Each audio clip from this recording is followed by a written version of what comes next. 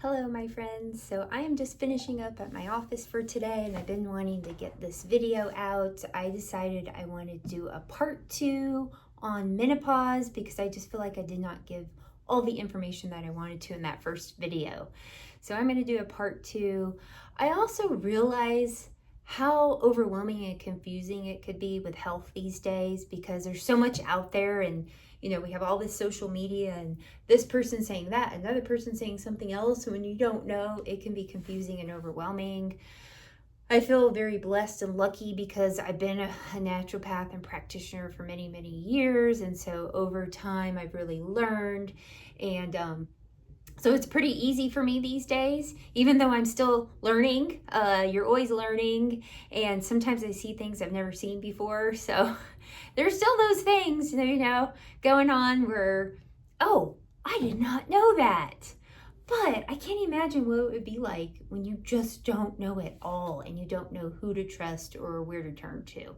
So anyways, thank you for those of you who do watch me and trust me, because I'm very passionate about this and my goal is to really help people be healthy and live abundant lives. So anyways, on to menopause.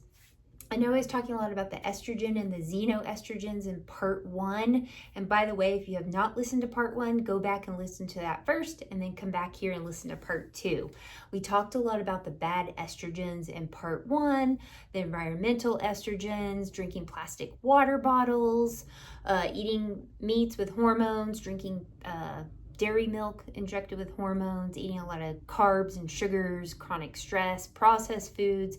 All those create unhealthy estrogen in our body, and that's what can make hot flashes worse.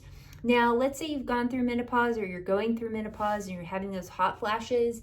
Now, think back when you had monthly cycles every month. Were those periods heavy, clotting? Did you have any fibroids, ovarian cysts, breast tenderness, moodiness, a lot of PMS? That means you have those xenoestrogens in your body. And even after you go through menopause, they're still there. Your natural estrogen may drop low, but not the xenoestrogens. They just build up over time. So if this is you, and even if you're in menopause or not, you would want to take something called calcium D-glucarate. Let me show that to you real quick. This is the one I use in my office right here, calcium D-glucarate. You can also Google that, but it really helps remove those bad estrogens. And you would want to take 1,500 milligrams per day. So one capsule is 500 milligrams. I usually have people take one capsule with their first meal of the day and then 2 capsules with their evening meal. It also helps a little bit with cortisol from stress. So it can help pull out some of that cortisol. So that's why I like those 2 capsules with the evening meal.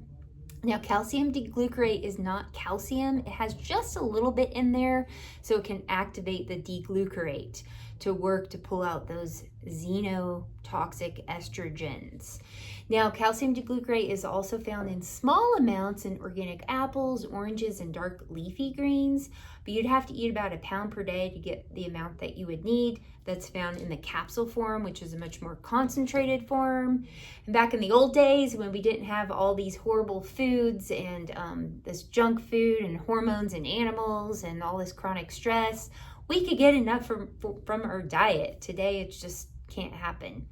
I don't think you're going to be able to eat that much to get 1,500 milligrams. So use that as well for those hot flashes, or even if you're still having heavy cycles. And then about the weight gain, when you get a little more pudgy after you've gone through menopause or seem to gain a little bit more weight, usually that's been going on all along, but you just notice it more after menopause because we do lose some muscle and gain a little bit more fat.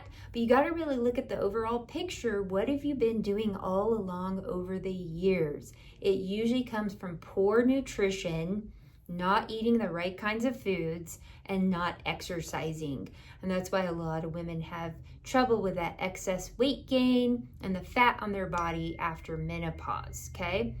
So if that's happening to you, you do need more protein and healthy fats, a lot of organic vegetables. I like to drink mine in smoothies. My husband and I will make smoothies, but we keep the fiber in, so we use a Ninja or a Vitamix is great. and it really retains the fiber. So we'll put a lot of greens in there, maybe some mango chunks, cucumber, carrots, protein powder, and it's a great way to drink your veggies. Also, just eat a lot of organic salads too, and just load them up. But you got to stay away from those foods that create insulin resistance, because as you get older, that insulin resistance can get worse too. And you really need a fasting insulin test to see how well your body is dealing with insulin, or if you're becoming insulin resistant, and that will keep the weight on too and make it worse during menopause. And you want your number to be about 3 to 8 for optimal. And if you're above that, then you're starting to become insulin resistant, and the higher that number is, the worse it is. Medical ranges will say anything under 18 is fine, but you really should be 3 to 8.